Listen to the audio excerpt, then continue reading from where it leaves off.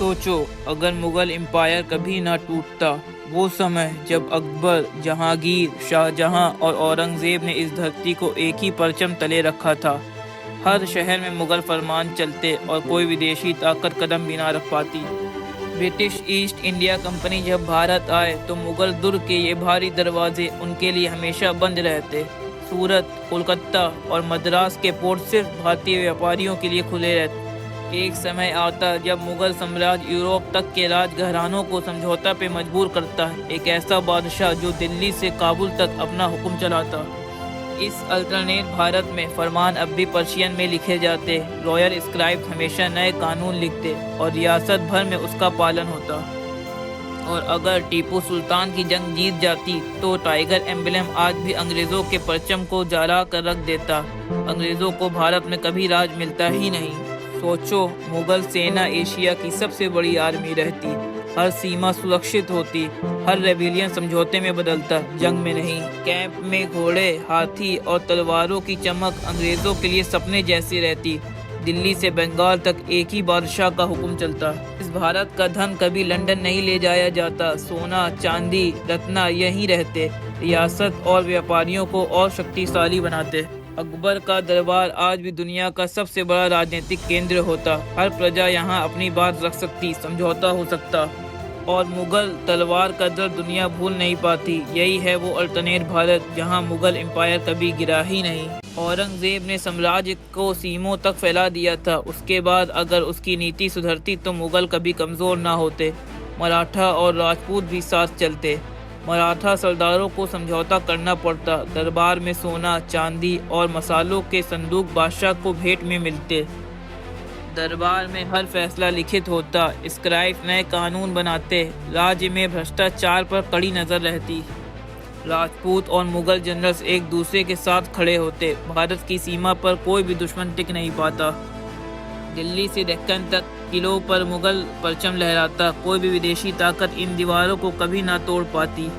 समुंदर तक मुगल नेवी का कब्जा रहता। अरेबियन सी में मुगल शिप यूरोप के जहाज़ों को रुकने पर मजबूर करते। सूरत और कोलकाता जैसे पोर्ट से मसाले और रेशम यूरोप जाते, पर हर सौदा मुगल हुक्म से होता। बादशाह रात में अपनी दुआओं में साम्राज्य की रक्षा मांगता। ईमानदार सुल्तान और ईमानदार रियासत, यही ताकत थी। राजदूत घोड़े पर संदेश लेकर राजस्थान से बंगाल तक जाते। संदेश पहुंचा तो फैसला तुरंत लागू। मुगल तीरंदाज किलों से तीर बरसाते। कोई भी दुश्मन उनके सामने एकदम आगे ना बढ़ता।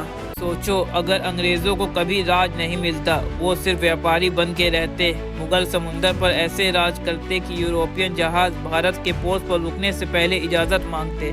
कंपनी के लोग दिल्ली दरबार में सिर्फ व्यापार के लिए आते। बादशाह के सामने ज़मीन या रियासत की मांग करना तो सपने जैसे होता। मुगल सैनिक शहरों में अंग्रेज़ों को सिर्फ मंडी तक आने देते। अंदर हर गली, हर फोर्ट पर पहरेदारी सख्त रहती। शिपयार्ड भारत में बनते, उनका फ़ायदा ब्रिटेन नहीं उठा पाता। सूरत, बॉम्बे और मद्रास में नए जहाज़ मुगल नेवी को मजबूत बनाते रहते। अंग्रेज़ सोने का संदूक कभी लंदन नहीं ले जा पाते। मुगल खजाना भर भर के सुरक्षित रहता। भारत सबसे अमीर रहता। व्यापारी इस रियासत में सबसे ताकतवर बनते। मसाले, रेशम, सोना सब दुनिया भारत से ही मंगाती और पैसा भारतीयों के पास ही रहता। मुगल समुद्री किलों में बड़े बड़े कैनन लगे रहते। यूरोपियन नेवी इन कैनन के सामने कभी अपने जहाज़ नहीं चला पाती।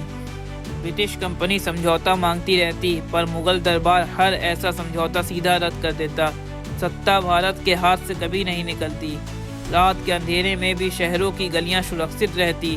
मुगल पहरेदार अंग्रेज़ों को हर कोने में रोकते। कोलकाता और सूरत आज भी मुगल शहरों जैसे चलते। यूरोप भारतीय बाज़ारों में आते, लेकिन भारत कभी यूरोप के कब्ज़े में नहीं जाता। सोचो अगर भारत में पहला स्टीम इंजन मुगल दरबार से निकला होता। पुराने शहरों में नए रेल इंजन से लोग सफ़र करते। यूरोप की फैक्ट्रीज भारत के डिज़ाइन फॉलो करते। रेशम और कॉटन के मिल्स हर शहर में चलते। सूरत और ढाका से सिल्क पूरा एशिया तक जाता। यूरोप हमसे पीछे रहता। रॉयल वर्कशॉप में इंजीनियर्स नए इन्वेंटरीज बनाते। तलवार से लेकर स्टीम इंजन तक मुगल लैब दुनिया की नए मॉडल सिखाता। यमुना पर लोहे का पहला ब्रिज भारतीय बनाते। पुराना मुगल मीनार और नए पुल एक ही फ्रेम में भारत का विरासत और विकास। कॉपर और मसालों का व्यापार एशिया से यूरोप तक फैला रहता। मुगल कैरावान पूरे एशिया में सबसे सिक्योर रास्ता बनाता। दिल्ली, आगरा और लाहौर पुराने मीनार के बीच फैक्ट्रीज और रेल लाइन रुक जाते। पूरा शहर बदलते हुए एक मुगल मेगा सिटी बनता। रॉयल मुगल लैब में साइंटिस्ट नए मॉडल टेस्ट करते। स्टीम, लोहा, रेल सब कुछ यहीं से निकलता। अंग्रेज बस देखते रहते। आगरा, लाहौर, दिल्ली ये शहर एशिया के सुपर सिटी होते। शहर रोशनियों से चमकते और दुनिया के मैप्स में टॉप पर रहते। रेल इंजन पर रॉयल मुगल निशान बना रहता। हर गांव तक रेल लाइन जाती। व्यापार और लोग एक दूसरे से जुड़ जाते। सोचो, रात में ताजमहल के आसपास रेल की रोशनी चमक रही हो। एक तरफ विरासत, दूसरी तरफ विकास, वो भी बिना गुलामी के।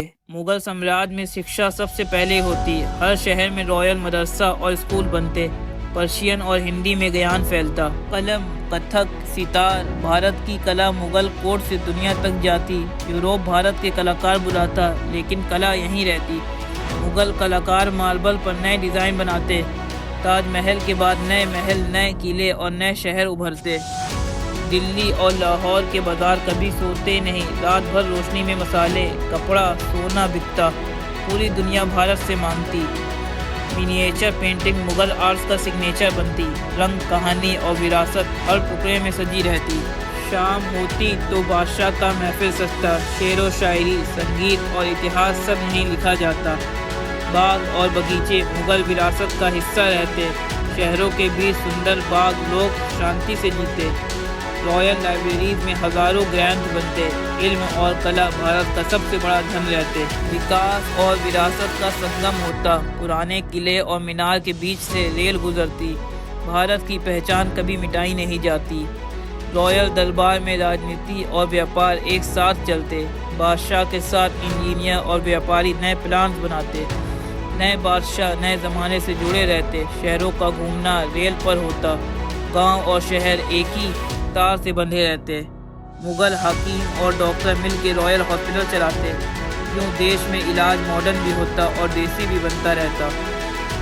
गांव के बच्चे पर्शियन और हिंदी सीखते। शिक्षा सब तक पहुंचती। बादशाह का हुक्म सबके लिए बराबर।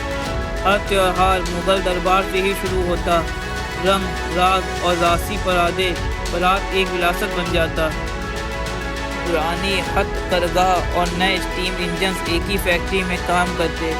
भारत दुनिया का सबसे बड़ा औद्योगिक केंद्र बनता। भारत का इतिहास और आज एक फ्रेम में रहता। डोम और मीनार के बीच से रेल गुजरती, नई दुनिया बनती। दिल्ली एशिया का सबसे बड़ा राजनीतिक और आर्थिक केंद्र होता।